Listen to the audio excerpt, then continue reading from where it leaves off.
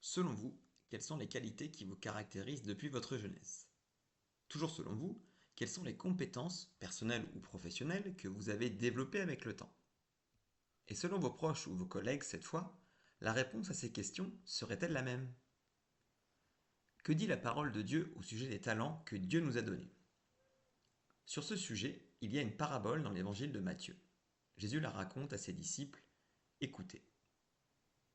Un homme part en voyage et confie à 3 de ses serviteurs ses richesses. Il donne à chacun selon ce qu'il peut faire. Il donne à l'un 500 pièces d'or, à un autre 200, à un troisième 100, et il part.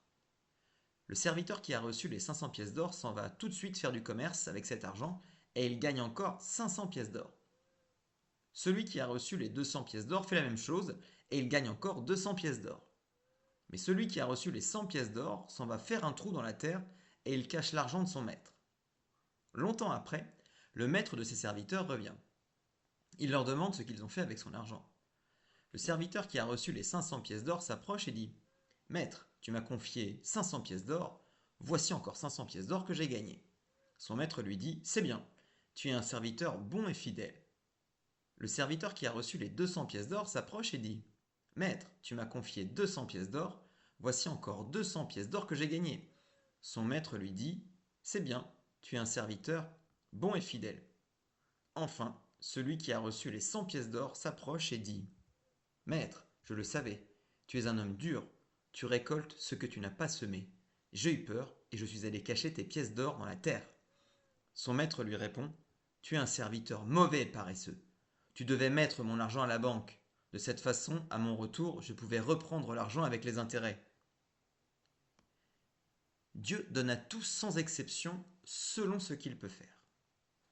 Pour ma part, je me suis exercé à la peinture. Il est certain que je ne suis pas le nouveau Picasso. Par contre, Dieu m'a donné un don pour rencontrer les personnes. C'est pour ça que j'ai beaucoup travaillé dans le secteur social et que j'ai souvent été inclus au sein d'équipes pour les animer. Il m'a donné un don pour encourager, notamment les enfants et les adolescents. C'est pourquoi j'ai souvent travaillé avec ce public dans l'éducation et l'enseignement à travers mes matières fétiches comme le sport ou l'histoire. À l'exemple des 2 premiers serviteurs qui ont fait fructifier leur argent, qu'avez-vous fait des talents que Dieu vous a donnés? Êtes-vous à l'image du 3e serviteur? Car Dieu ne donne pas sans qu'on ait notre part à faire. Pensez-vous avoir identifié et mis à profit les talents que Dieu vous a donnés? Êtes-vous dans le couloir professionnel qu'il vous a préparé depuis toujours? Avez-vous peur d'exploiter certaines compétences? Pour quelles raisons? Avez-vous déjà suivi des formations pour développer ou approfondir certaines compétences? N'oubliez pas que vous êtes plus que vainqueur grâce à Jésus, car rien ne lui est impossible et il veut vous faire du bien.